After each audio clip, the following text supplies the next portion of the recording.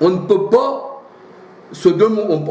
on ne peut pas adorer ce Dieu qu'on nous présente, ou plutôt cette Trinité de Dieu qu'on nous présente. On ne peut pas l'adorer, cela, puisqu'on le connaît, notre Seigneur. C'est pour ça qu'il est écrit dans Ésaïe 6, 1 à 5, eh bien, que l'Éternel était sur son trône, et Ésaïe, il décrit comme un homme, voyez-vous. C'est pour ça que quand on entend les gens qui disent que Dieu ne s'est pas manifesté en chair, mais c'est faux, parce que la parole de Dieu nous dit dans 1 Timothée 3,16, Dieu s'est manifesté en chair, voyez-vous. Jean 1,14, eh bien, la parole a été faite chair. Et qu'on regarde dans Exode, quand Moïse y rencontre l'Éternel au buisson ardent, eh bien, il est dit, c'est dans Exode 3, je crois. Je vais regarder dans la parole de Dieu parce que je ne me rappelle plus trop. Je ne veux pas non plus dire des choses. Je vais regarder vite fait. Exode 3. Eh bien là, on voit que Moïse, quand il va dans la montagne, il rencontre ce buisson ardent. Et là, l'Éternel lui apparut dans le buisson ardent. Et là, dans Exode 3, si on dit tout Exode 3, hein, eh bien là, l'ange de l'Éternel lui apparut dans une flamme de feu au milieu d'un buisson. Il est apparu à Moïse. La parole de Dieu, elle dit là, c'est l'ange de l'Éternel qui apparaît dans une flamme de feu dans un buisson. Et alors, bien sûr, Moïse regarde le buisson. Et là dans Exode 3, verset 4, là, la parole de Dieu nous dit, donc cet ange, hein, qui est l'Éternel lui-même, l'Éternel, Exode 3, 4, l'Éternel vit qu'il se détournait pour voir. C'est-à-dire Moïse, il se détournait pour regarder ce buisson, pour savoir ce que c'était. Hein, qu'est-ce que c'était de cette voix et tout. Et Dieu l'appela du milieu du buisson. Voyez-vous, là c'était l'ange, et là maintenant c'est Dieu qui l'appela au milieu du buisson. Et là la parole de Dieu nous dit, eh bien, ce Dieu-là, il dit, je suis le Dieu d'Abraham, et il ajouta, ce Dieu-là, je suis le Dieu de ton père. Le Dieu, le Seigneur, il ne dit pas les dieux, il dit le Dieu d'Abraham, le Dieu d'Isaac et le Dieu de Jacob. Moïse se cacha le visage, il craignait de regarder Dieu. L'Éternel lui dit, j'ai vu la souffrance de mon peuple qui est en Égypte et je suis descendu. Alléluia. Alors là, la parole de Dieu nous dit bien que là, c'était l'ange de l'Éternel.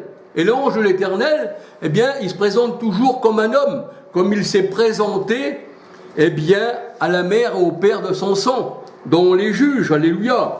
Juge 13, on va regarder Juge 13, alléluia.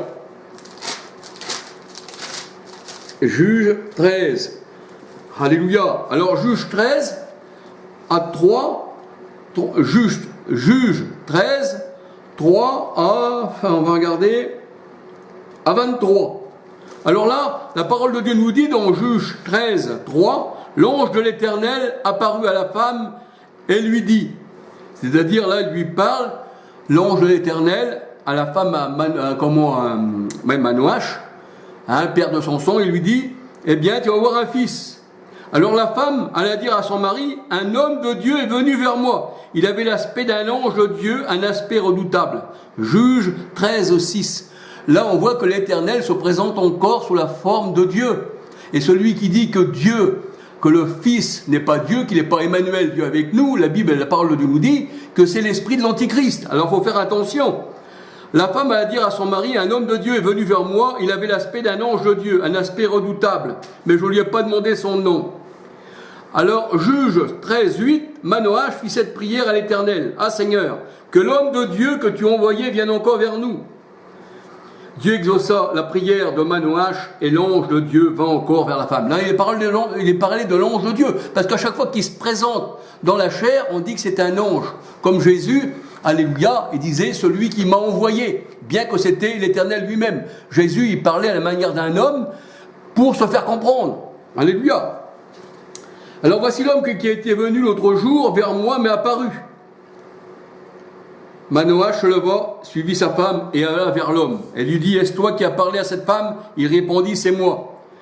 Alors, Juge 13, 12, Manoach dit maintenant, si ta parole s'accomplit, que faudra-t-il observer à l'égard de l'enfant? Et qu'il ira-t-il à faire? L'ange de l'Éternel répondit à Manoach, la femme s'abstiendra de tout, est-ce que je lui dirai? Elle ne goûtera d'aucun produit de la vigne. Voilà, c'est-à-dire que l'ange là, il lui dit comment qu'il faut que cet enfant eh bien, se purifie, ne goûtera aucun produit de la vigne. L'ange de l'Éternel répondit à Manoach, quand tu me retiendrais, je ne mangerai pas de ton mets. Mais si tu veux un holocauste, tu l'offriras à l'Éternel. Et vous, là, l'ange dit, si tu veux faire un holocauste, tu l'offriras à l'Éternel. Manoach ne savait pas que c'était l'ange de l'Éternel. Quand on parle de l'ange de l'Éternel, c'est l'Éternel lui-même. Et Manoach dit à l'ange de l'Éternel, quel est ton nom, afin que nous te rendons gloire quand ta parole s'accomplira. L'ange de l'Éternel lui répondit, pourquoi demandes-tu mon nom? Il est merveilleux. Ésaïe 9,5 nous dit, on l'appellera merveilleux, Père éternel. Alléluia.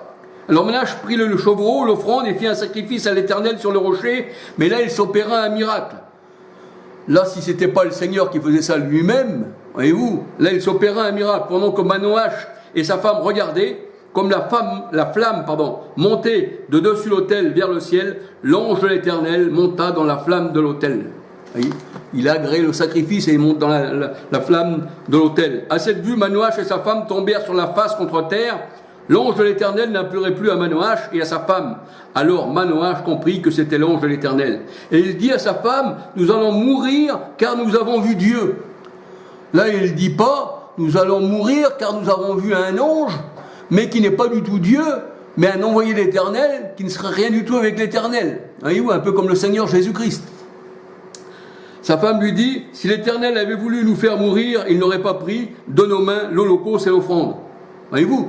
Alors c'est pour ça que, eh bien, Dieu se présente toujours l'ange de l'Éternel. Moïse, dans le buisson ardent, le Seigneur, l'ange de l'Éternel, lui a dit, je suis le Dieu d'Abraham, le Dieu d'Isaac et le Dieu de Jacob. Il ne s'est pas présenté encore là en trois personnes distinctes, comme l'Église catholique ou le protestantisme, les pentecôtistes veulent nous faire croire. L'ange de l'Éternel était seul dans le buisson quand il s'est présenté à Manoach, et même encore quand il y a eu une bataille contre Jacob, une bataille spirituelle, pas une bataille charnelle, parce que cette bataille-là, il faut bien la comprendre. Vous savez que Jacob, la parole de Dieu nous dit dans Romains 9 que Dieu, avant le commencement du monde, eh bien, il avait choisi Jacob bien avant qu'il naisse, et il a haï Ésaü bien avant qu'il naisse. Donc le choix de Dieu se fait même longtemps avant, parce que comme il connaît le présent, l'avenir, le futur et le passé, donc il sait ce qu'il faut faire, et puis on ne peut pas contester les plans du Seigneur. Voyez-vous? Donc là, eh bien Jacob n'avait pas le droit à la bénédiction de Dieu, vu qu'il n'était pas le premier, c'était Ésaü. Et là on voit que Jacob, eh bien, il fait tout son possible pour prendre la bénédiction, pour que la bénédiction tombe sur lui, malgré qu'il était le deuxième. Parce que c'était le premier, normalement c'était Ésaü qui devait avoir la bénédiction. Parce que c'était toujours le premier-né. Eh bien là, le Seigneur dit dans sa parole que Jacob a lutté avec des hommes et avec Dieu il a été vainqueur. Pourquoi qu'il a lutté avec des hommes et avec Dieu il était vainqueur? Parce qu'il a lutté contre les hommes, il a lutté contre son père Jacob, parce que son père il voulait donner la bénédiction à Ésaü. Donc il a lutté avec les hommes, il a lutté contre aussi son frère Ésaü. Il a racheté la bénédiction pour un plat de lentilles. Voyez-vous? Et comme le Seigneur, il devait donner la bénédiction malgré qu'il était élu avant la fondation du monde, il a vu que Jacob méritait cela. Il méritait cette bénédiction avant la fondation du monde. Et il l'a reçue. C'est pour ça qu'il disait, eh bien Jacob, eh bien je ne m'en irai pas de toi, Éternel, avant que tu m'aies béni. Alors la parole de Dieu, elle dit, eh bien Jacob, eh bien il a lutté avec des hommes contre Ésaü, contre son père, contre le Seigneur spirituellement, et il dit, je m'en irai pas tant que tu ne m'auras pas béni. Et là, c'est pour ça que Jacob, après, la parole de Dieu nous dit, il ne s'est plus appelé Jacob, mais il s'est appelé Israël. Eh bien, le Seigneur a dit, puisque tu as été fort contre moi. Israël veut dire fort, lutteur contre Dieu, mais pas lutteur, adversaire de Dieu, un Satan, mais lutteur pour obtenir la bénédiction de Dieu. Alléluia. Donc, nous voyons encore que là, la parole de Dieu nous dit que Jacob lutta avec un homme. Et cet homme-là, eh bien, c'était le Seigneur. Alléluia. Parce que le Seigneur, eh bien, il se présente toujours, soit dans l'Ancien Testament, il se présentait toujours dans la forme humaine, mais aussi, eh bien, dans le Nouveau Testament, la parole de Dieu nous dit, dans Colossiens 1,15, que Jésus était l'image du Dieu invisible, pas l'image des dieux invisibles, sinon Jésus serait trois, on aurait vu trois, mais comme Jésus est l'image du Dieu invisible, et puis qu'il n'y a qu'un seul Dieu, donc il y a une seule image, Jésus-Christ, alléluia, On ne va pas aller chercher plus loin. Sinon, on serait fou allié. Alléluia. Alors, c'est vrai que dans Marc 12, je vais regarder Marc 12, je me rappelle bien. Je vais regarder vite fait, pour ne pas perdre de temps. Alléluia, parce que c'est vrai que c'est comme ça. Luc, Marc 12. Alléluia. On va voir que le Seigneur, c'est à la fin de Marc, je crois, hein, parce que vous avez tous les versets, il faut s'en rappeler. Voilà. Alors, à la fin de Marc, eh bien, de Marc 16, 12, oui, Marc 16, 12, eh bien, le Seigneur, il se présentait des fois à ses disciples, et la parole de Dieu disait, eh bien, ils ne le reconnurent pas. Ils ne le reconnurent pas. Parce qu'en Dieu, Dieu est tout-puissant. Et Dieu peut changer de visage. Et il peut se présenter, à cette époque, à ses disciples, sur divers visages. Alléluia. Alors la parole de Dieu nous dit, dans Marc 16, 12, « Après cela, il apparut sous une autre forme, à deux d'entre eux qui étaient en chemin pour aller à la campagne. » Voyez-vous, le Seigneur peut se présenter, eh bien, de diverses formes. Alléluia. Il s'est présenté comme un homme, à Moïse.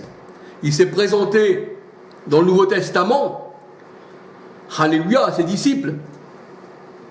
Et la parole de Dieu, elle nous dit que Colossiens 15, que Jésus était l'image du Dieu invisible. Jésus était l'image visible du Dieu invisible. Et quand Jésus est venu, eh bien c'est sûr qu'on n'a pas vu celui qui était en Christ, parce que c'est l'Esprit. Jésus était rempli du Saint-Esprit, et l'Esprit est comme le vent. On le ressent, mais on ne le voit pas. C'est pour ça que la parole de Dieu, elle dit, Dieu que nul ne peut voir et nul n'a vu.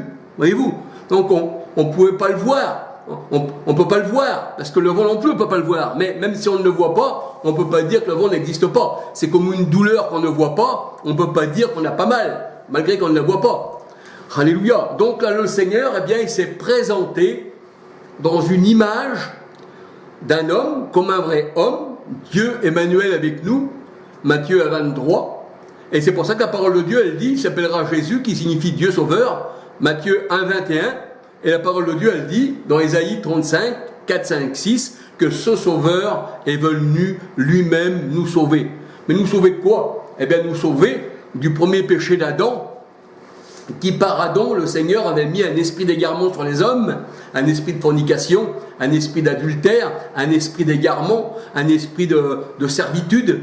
Et quand le Seigneur il est venu, il dit, voici, j'enlève ces esprits, je chasse tous ces esprits qui vous tenaient liés, à vous, qui étaient élus avant le commencement du monde, et je vous donne non plus un esprit d'égarement, ni un esprit méchant, mais je vous donne l'Esprit Saint qui est moi-même, qui rentre en vous. Alléluia. Parce que la parole de Dieu nous dit, 1 Corinthiens 12, 13, que nous sommes baptisés et abreuvés d'un seul esprit. Donc si nous sommes abreuvés et baptisés d'un seul esprit, 1 Corinthiens 12, 13, il ne peut pas y avoir trois noms pour un seul esprit. Père, Fils, Saint-Esprit, voyez-vous. Mais nous comprenons que Dieu s'est présenté en tant qu'homme, alléluia, en tant que Fils, et en Saint-Esprit en nous, voyez-vous. Alors, pour nous, il n'y a pas de mystère pour ça. Pour nous, les mystères, le Seigneur, il vous était donné de connaître les mystères du royaume des cieux. Mais le Seigneur dit à ceux du dehors, ils ne peuvent les comprendre, parce que c'est spirituellement qu'on en juge, alléluia. Voyez-vous, quand on parle du Seigneur, on veut parler de lui, mais dans la vérité. On ne veut pas parler comme le monde veut parler. Parce que si on parle comme le monde, alors là, oui, c'est sûr qu'on aura des amis. Parce que le Seigneur a dit, le monde écoute le monde. Mais vous, parce que vous n'en faites pas partie, on ne va pas vous écouter. Alors, je ne sais pas si vous avez vu tous ces statuts, toutes ces choses que je vous ai parlé précédemment, que vous avez vu tous ces récupérations catholiques qu'ils ont mis chez eux, après avoir cru et leur avoir dit au monde, et que le monde a cru, bien sûr, et bien que ces choses-là étaient de Dieu, parce que le monde avait les yeux bouchés. Et oui, ça, c'est donné au monde de croire ça. Si vous étiez vraiment du Seigneur, parce que je ne veux pas tout juger, je sais que parmi vous, il y a des gens qui agissent par ignorance, mais c'est à ces gens-là que je parle. Je sais que les autres sont endurcis et qu'ils ont les yeux fermés, et quand on a les yeux fermés, on peut mettre n'importe quoi devant, on ne voit pas la splendeur d'une belle chose. Mais, vous savez, le Seigneur Jésus-Christ, comme il dit dans sa parole, j'ai des brebis, hein, mais elles ne sont pas toutes dans cette bergerie.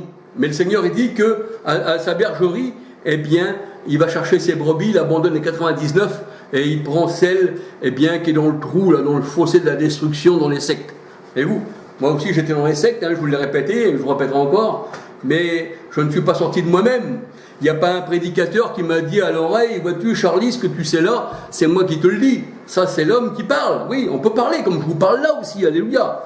Mais j'ai entendu, j'ai analysé, il y a eu des choses, parce que le Seigneur a dit dans sa parole, retenez ce qui est bon.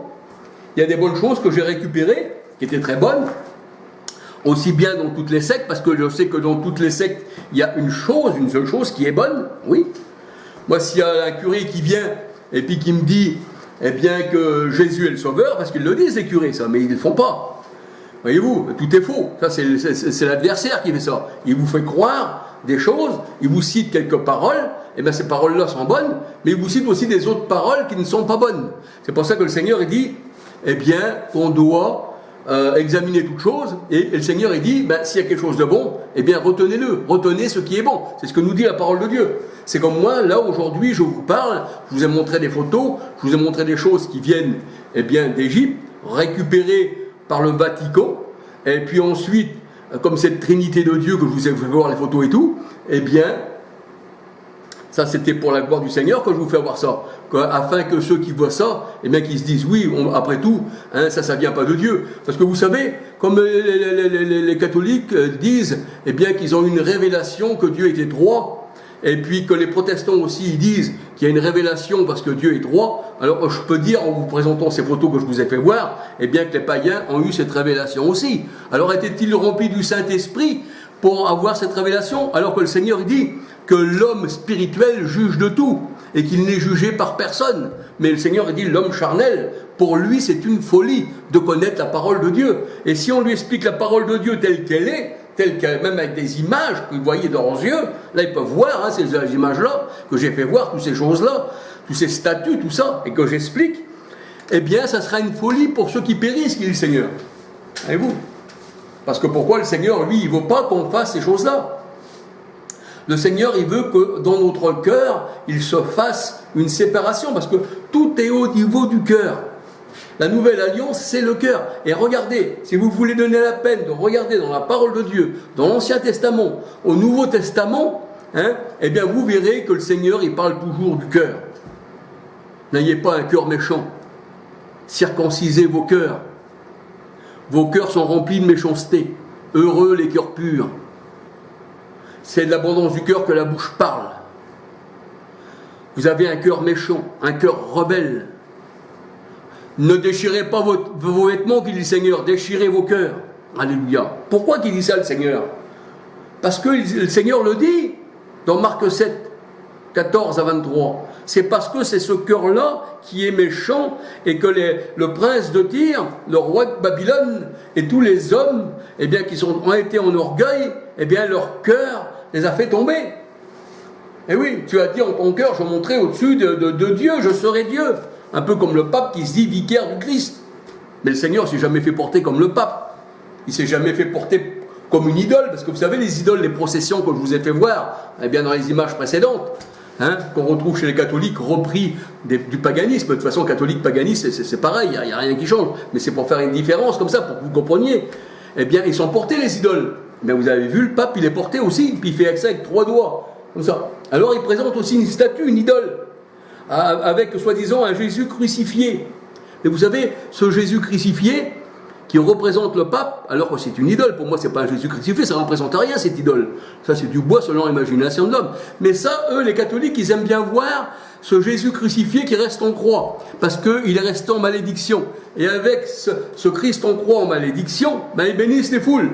Et ils disent, arrière de moi, démon, arrière de moi, Satanas, et par ce signe tu vaincras. Mais tu vas vaincre quoi? Tu es déjà vaincu.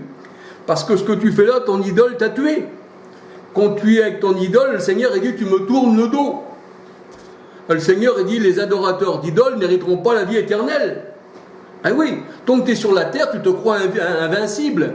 Tu crois que tu vas vivre une éternité. Mais la vie, elle est courte. La vie dans l'éternité, c'est même pas une étincelle. Alors si tu crois que tu vas vivre une éternité, et puis tu crois que tu n'auras pas le jugement pour cela, le Seigneur il dit, il est réservé à l'homme de mourir, ensuite c'est le jugement. Mais il n'y a pas de jugement pour ceux qui sont en Christ. Pourquoi? Parce que le Seigneur nous a lavé des idoles. Pourquoi? Parce que le Seigneur a lavé notre cœur. C'est surtout ça, alléluia. Parce que le Seigneur, il regarde au cœur. Il ne regarde pas à l'apparence de l'homme, non. Il ne regarde pas non plus à son porte-monnaie. Il ne regarde pas, mettons, si tu as un gros portefeuille et puis que tu mets la plus grosse bougie au Vatican ou à Lourdes. Et si tu mets la petite bougie, alors tu n'as pas assez de sous, alors là, il va te laisser mourir. Alors ça, c'est selon ton porte-monnaie qui te jugerait. Mais ça vient encore du Vatican, voyez-vous, c'est tout un truc d'argent. Tout est payant. Avant les messes, même encore aujourd'hui. Les messes pour ceux qui sont morts, comme Johnny Hallyday, tout ça, ça se paye, tout ça, il y a de l'argent. Et puis là, quand il y a du monde qui arrive, quand il y a des grosses têtes comme ça qui arrivent, eh bien, qui sont décédés, ça attire des foules. Et puis là, on passe avec des caisses, et là, ça se remplit. Parce que le monde, lui, il y a de la richesse là-dedans, voyez-vous. Mais en réalité, le Seigneur a dit, tu es 2 fois mort déraciné. Eh oui, parce que quand tu meurs, tu es mort, tu t'en vas. Tu es déraciné, tu t'en vas. Pour le monde, tu n'existes plus. Mais pour le Seigneur non plus, tu n'existes plus. Donc, tu es 2 fois mort, déraciné. Tu n'as plus de racines. Voyez-vous? Et c'est vrai que le Seigneur, en pensant à la racine, eh bien, il dit dans sa parole que si les racines sont saintes, les branches le sont aussi. Voyez-vous? Les racines. Mais nous, on a été greffés sur quoi? Le véritable chrétien, qu'on appelle chrétien, alléluia. Il a été greffé sur quoi? Ben, sur l'olivier naturel d'Israël. C'est ce que nous dit la parole de Dieu, dans Éphésiens. Hein, Éphésiens, si on lit Éphésiens, le Seigneur a dit, vous, païens, autrefois, vous n'aviez aucun droit de citer en Israël. Mais là, puisque vous vous êtes convertis, c'est-à-dire, vous avez voulu que je vous lave le cœur, eh bien, voici maintenant, vous faites partie de la race d'Abraham. Alléluia. Voici maintenant, vous avez part à l'olivier naturel d'Israël. Le Seigneur a dit, j'ai coupé les branches d'Israël, je les ai taillées, et vous, vous êtes greffés à la place. Voyez-vous? Mais on est greffé sur quoi? Sur l'olivier naturel d'Israël. Et nous avons pour père Jésus, le roi des Juifs. Pas comment Constantinus, le roi